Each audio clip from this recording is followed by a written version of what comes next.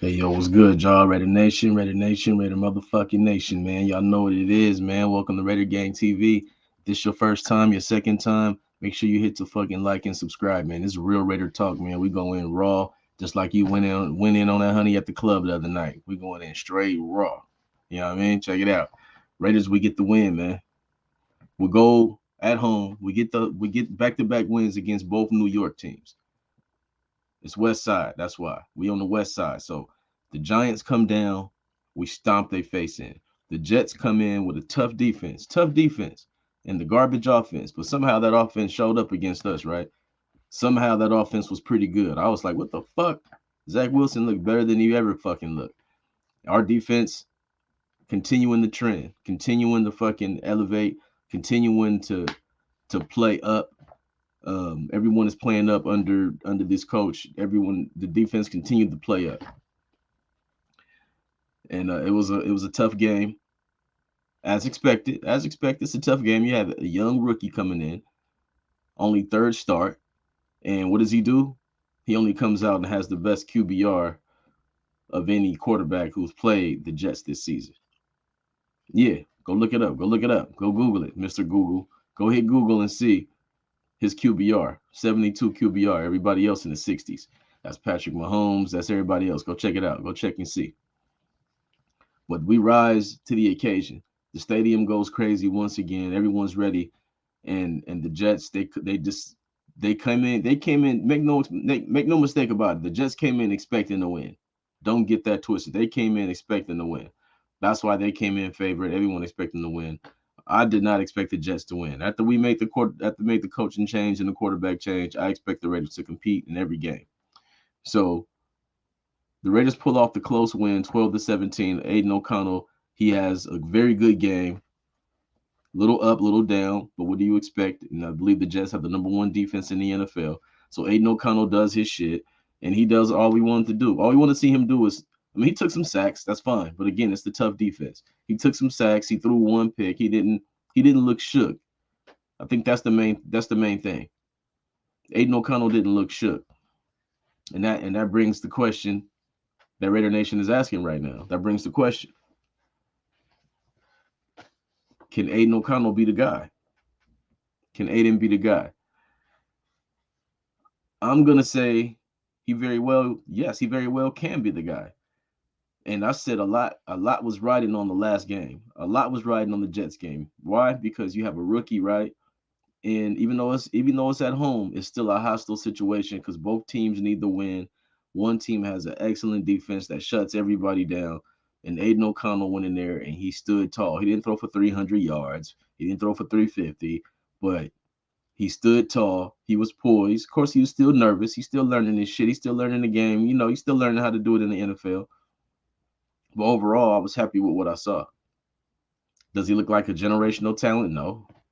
No, I'm not saying he looks like a generational talent, but he looks poised. He looks ready to keep on to keep this shit going. And that's what you wanted to see. That was the key. The Jets, that was a big game. We still got more big games coming, but that was a fucking huge game for Aiden O'Connell. And Devontae after the game come out talking about the poise.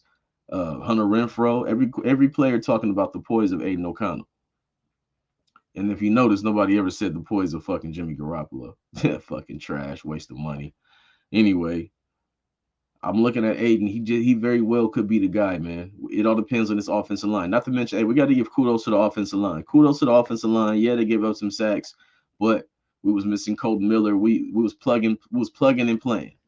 We was plugging and playing, Raider Nation. I gotta, give kudos to them. Could they do a better job? Hell, fucking yeah. You want to keep your quarterback clean if you can. But again, that's the number one defense I believe in the NFL, top five for sure. And Raiders held their own. They held their own, and I like what I saw. So I'm thinking Aiden O'Connell, he just may be the future of this team. We still have a lot of games left to go to really find out, but that was a huge step forward to find out what the fuck we was working with. That was huge. That was a huge step, and that also segues into my next topic, which is on Antonio Pierce. Antonio Pierce, straight out of Compton, Compton, Compton, Compton, straight out of Compton. Antonio Pierce. Man, what a difference a week and a half makes, right?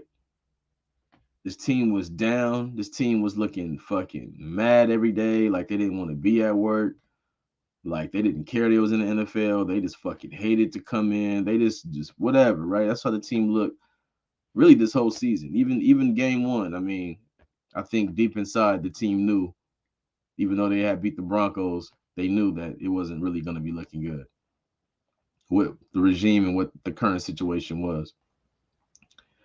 So to see them have a full fucking 360, right? The attitude is completely flipped. Completely flipped. Why? Because a real guy comes in there who talks like them. He looks like them.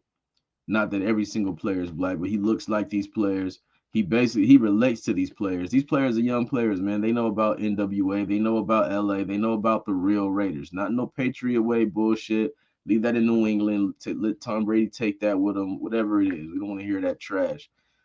But for him to pull up, I don't know if y'all seen the video. The fucking NFL coach Antonio Pierce pulls up to the fucking stadium, pulls up to Vegas Stadium, 6'4" Impala, burgundy with the burgundy D's. Those are Dayton's for y'all who don't know. Got the burgundy Dayton's on that bitch, and those are the wire wheels in case y'all still don't know. Who pulls up to the game in that, man? If that don't say I'm a Raider, I don't know what is. I don't know what do, man. I don't know what do. And some people saying, well, it's not his first job. It's not his first job. His first job in the NFL. But yeah, I know he was coaching at, I think it was Long Beach Poly or some shit like that. But this is NFL. This is the NFL. It's different trying to relate to players that's in high school, relate to players that's in college. When you played in the NFL, it depends on how you reach players, right? Like Deion Sanders, he reaches players, he reaches kids, he reaches people younger than him, right? Antonio Pierce seems to reach the player directly. That seems to be his knack, his gift. It's not even a gift. It's just normal. He's just a normal motherfucker. He just go in there, he just talk, and they get it, right? And they respond to that. That's why I heard somebody say, get a coach that responds. I said this before, get a coach that communicates and responds with the jerseys instead of a coach that communicates and responds with the suits, right? Because the suits ain't coaching. It's the guy who gotta get the respect of the coach, I mean of the jerseys. So the way Antonio Pierce will come and just change this whole shit because every man he came with Josh McDaniels. But end of the day, he know that motherfucker was a lame ass, weirdo ass, fucking snake in the grass ass, fucking man, weirdo. We already know. Antonio Pierce knew that, but he also knew this was an opportunity. He knew it was an opportunity, and you got to take the opportunity, right? And the players love him. They've been loving Antonio Pierce since day one because he's a real person. He's not fabricated like Josh McDaniels or fucking Dave Ziegler. They look like fucking Woody from fucking Toy Story. They just look fake. They just look fucking made up, fucking trash ass weirdos and shit. They don't respond to that.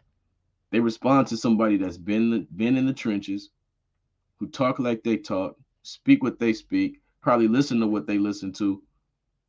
They respond to that, and so far they have. So far they have. I mean, this is what you want to see. And then when you talk about Antonio Pierce as a player, he was a fucking beast.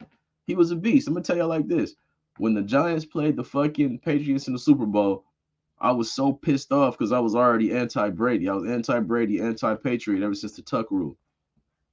So I was basically a Giants fan that night. I mean, I was turned up going for the Giants. OC Umanura, Tuck, fucking, they was getting Michael Strahan. They was getting at it, right? But who was the leader of that team? Who was the leader of that defense? It was Antonio Pierce, man. He was Antonio Pierce.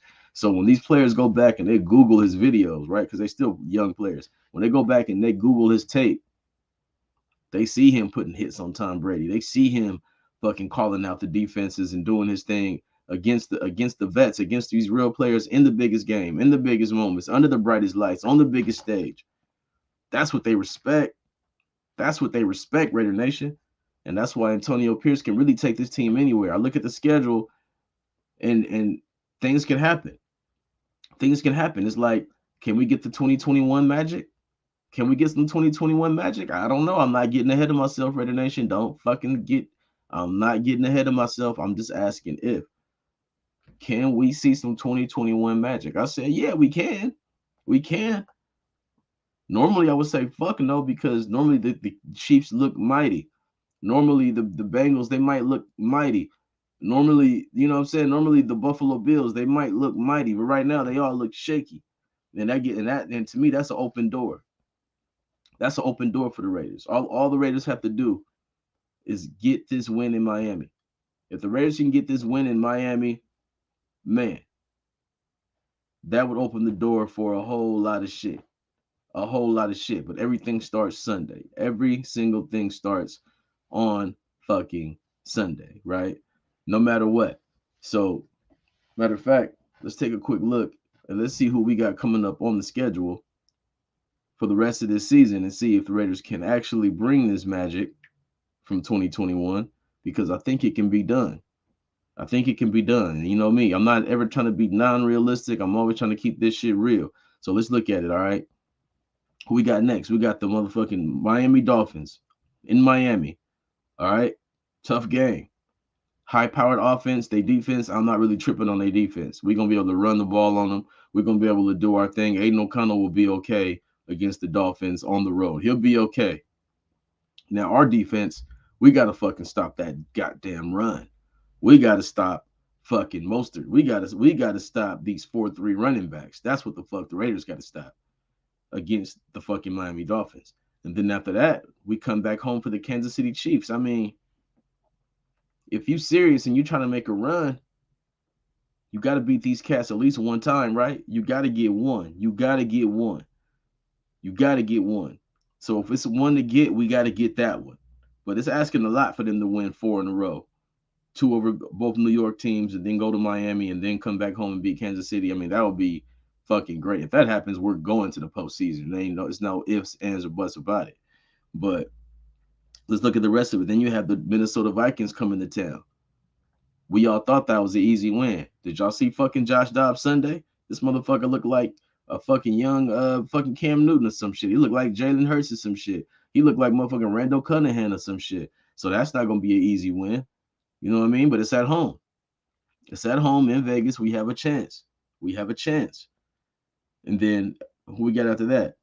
Then we got the rivals, the Los Angeles San Diego Clipper Chargers. We got them at home. At home. Huge game. This is a winnable game. And then we go on the road to Kansas City right after that. So if we do squeak out a win at home against Kansas City, and then play the Vikings and play the Vikings, play the Chargers, and then go on the road again to Kansas City, you best believe they're gonna be bringing their best shot. So this is really a big opportunity for the Raiders. We have a fucking chance. And then you go to the Indianapolis Colts. I know they playing Gardner Minshew. Somehow they're still fucking winning. I don't know how. I don't know how. I guess it's Jonathan Taylor, the power running game, the offensive line, DeForest Buckner. I'm over here asking why when I know why. But yeah, he's not throwing the game away apparently. So that's not going to be an easy win, but it's a win that they can get. And then we come home to end the season with the Denver Broncos. This team is starting to get tricky. They're starting to stack quality wins. They got a win against Buffalo. They got a win against Kansas City. I don't like that. That's confidence. I don't like Denver getting confidence at all. So we don't know what that game is going to look like, but you already know. I'm always going to give us the competitive edge against them at home. But we're going to see what that game looks like here coming the next few weeks. It's going to be the last game of the season, so it's going to be real fucking interesting. But can they pull off the magic? Let's look at it again. Let's count them. Okay, let's say how many games is it? 1, 2, 3, 4, 5, 6, 7. Okay, 7 games left. If they can go 5-2, what are we right now? I think they 5-5. They can go 5-2. That's 10-7. But that's asking a lot. That's asking a lot. I think 9-8 might get you in. I think 9-8 might get you in. 10-7 guarantees you in, but I think 9-8 gets you into the playoffs. I think 9-8 squeaks you in. But again, everything fucking starts off with the fucking Sunday against Miami. That's where it all starts. And I want to end this show by speaking on the leaders of this team. I want to commend the leaders of this fucking team for speaking out, man, because they held their professionalism as long as they could. Josh Jacobs, fucking Devontae Adams, Max Crosby, uh, Marcus Peters, shit. It goes on and on. Colton Miller, all y'all, man. I know all y'all hated this shit. I know all y'all fucking hated this shit. And I appreciate y'all stars, the leaders of this team, the captains, for meeting with Mark Davis and getting Josh McPuss out of here and getting that Patriot trash ass way out of here because that's not us. Nothing on this hat says Patriot. Nothing about me say Patriot or they way. I'm a Raider through and through. Through and through. It's in my blood. I'm born with it. I can't never change it. Can't never change it, and I won't never change it. So much respect to y'all who ran them fucking cowards out of here because it's Raider motherfucking Nation, Raider Gang TV, yo boy the motherfucking sportsman. We motherfucking back. Raider motherfucking Nation, Raider motherfucking Nation, Raider motherfucking Nation, baby. See y'all Sunday, man. Yeah.